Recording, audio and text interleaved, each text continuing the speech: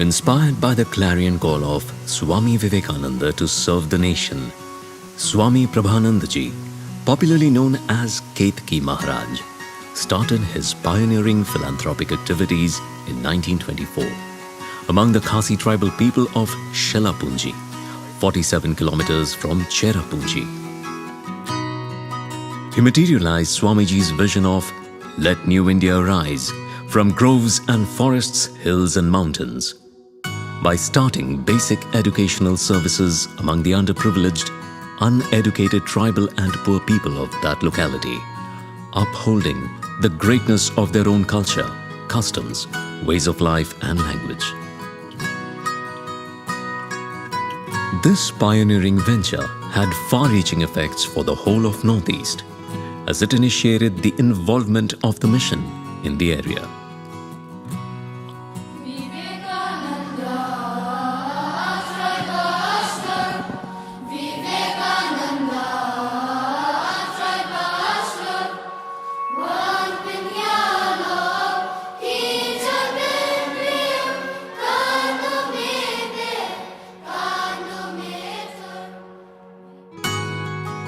Today, the mission runs 77 lower primary, upper primary, secondary and higher secondary schools, catering to about 10,000 tribal students located all over Khasi, Jaintia and Garo Hills. It also runs 2 hostels, 1 charitable dispensary, 2 mobile medical units, 1 knitting, tailoring, weaving school, in addition to various other services like free medical camps, eye camps, health awareness camps by specialists, and vocational training programs. All of these made possible by aids and grants from the Ministry of Tribal Affairs, Government of India.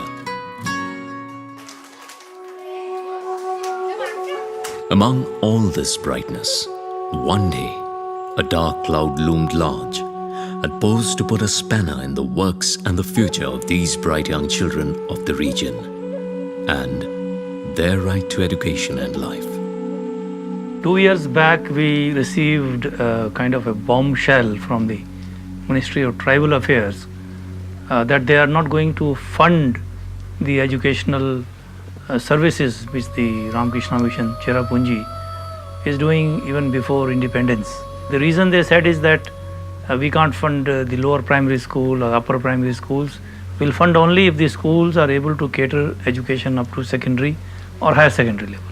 Now 57 lower primary and upper primary schools where some 6,000 children were studying and 250 teachers employed. That means a massive loss to education services in those areas and to those people.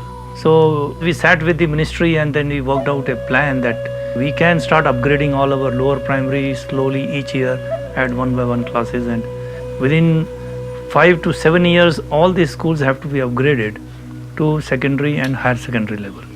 And that involves huge funding, and the ministry says we don't have any schemes to provide you infrastructure, and for that you have to somehow generate that infrastructure.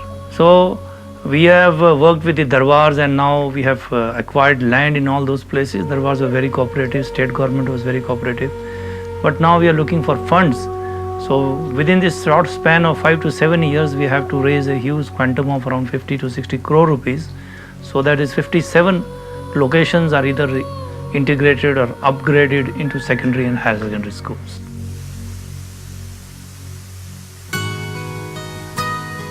Contrary to widespread misperception that the Ramakrishna Mission is possibly the wealthiest NGO and therefore does not need help from people like you and me, such endeavors and the sudden stop of grants from the government makes them vulnerable today and throws the future of thousands of villagers and children into an unknown darkness.